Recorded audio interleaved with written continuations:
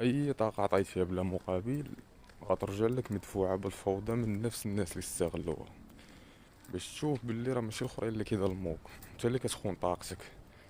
هادي ماشي عقوبة، دي كتسمى تربية طاقية، باش تفهم ان العطاء الزيد في العاطفة هو نوع من الجشع المقنع كطلب به الاهتمام بلا ما تعترف به.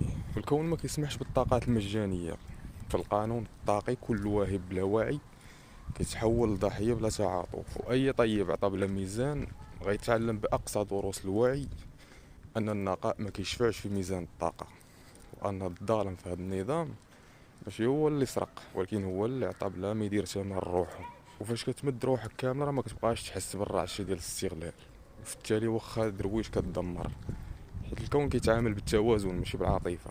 كيشوفكش مسكين، كيشوف اللاوعي اللي خلاك توصل لهنا. فاش كتعطي بلا توازن كتسيزي راسك بيدك وكتشري الوهم بفلوس روحك. لهذا خاصك تتعلم تحمي طاقتك من نفسك قبل من الناس.